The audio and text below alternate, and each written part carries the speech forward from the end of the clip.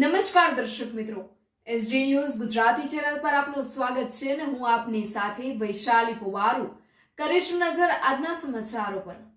ડભોઈથી ડભોઈ પંથકમાં આજરોજ વહેલી સવારે 1 થી 3 કલાકે વરસાદ વરસતા સોસાયટીઓમાં વરસાદી પાણી ભરાઈ ગયા હતા। ધોધમાર વરસાદ વરસતાની સાથે જ ચોમાસા જેવો માહોલ સર્જાયો હતો। સોસાયટીમાં રહેતા ઘરોમાં 1 થી 2 ફૂટ જેટલા પાણી ભરાઈ ગયા હતા। હાલ હજુ શરૂઆતમાં જ પાણી ભરાઈ જાય છે અને ગટરો પણ ઉભરાય છે। ગટરનું પાણી દૂષિત દુર્ગંધ મારે છે। ચોમાસાની ઋતુમાં કેટલી હાલત ગંભીર થશે તે તો હવે જોવાનું જ રહ્યું। Uma society, Mohanbhai society, Shivshakti society, Nirmal society, પ્રથમ ટેનામેન્ટની બાજુમાં ઇકો ગાડી પણ પાણીમાં ગરકાવ થયેલ આપ નજરે નિહાળી રહ્યા છો। ડભોઈ નગરપાલિકા એમ કહે છે કે પ્રી મોન્સૂનની કામગીરી હાલ જ કરેલ છે, તેમ છતાં આવું કેમ થયું તેવા અનેક સવાલો સોસાયટીમાં ઉઠી રહ્યા છે। પ્રી મોન્સૂન કામગીરી થઈ કહેવાય ખરી?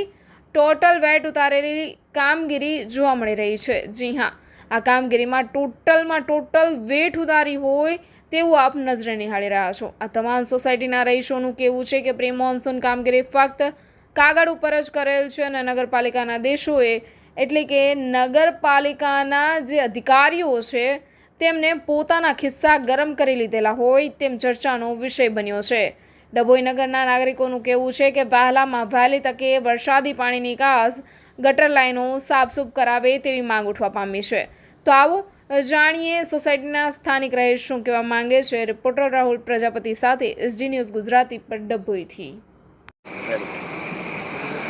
નમસ્તે, આપ જોઈ શકો છો કે પહેલો સિઝનનો વરસાદ છે એમાં તો ઘૂંટણની ઉપર પાણી ભરાઈ ગયા છે।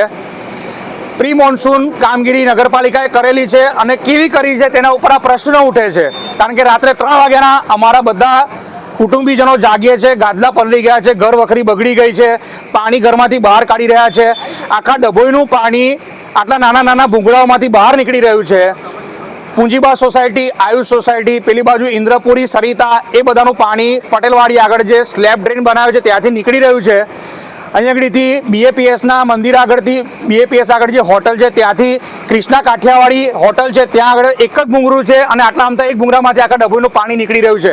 નગરપાલિકાને એવી વિનંતી છે કે આ જે દબાણો છે તે દબાણો તમે હટાવો, વરસાદી કાચ ચોખ્ખી બનાવો, વરસાદી કાચ પહોળી કરો અને સ્લેબ ડ્રેન અને નાળા પાક્કા બનાવો। તો અમને આ દર વર્ષે જે કષ્ટ ભોગવવું પડે છે, જે વેઠવું પડે છે, કે તમે આગળ આવો તો તમને ખબર પડે, અમારા ઘરમાં રહી જાઓ તો તમને ખબર પડે કે કેવી તકલીફ પડે છે।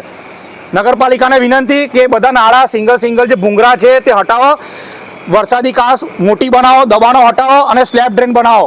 બસ।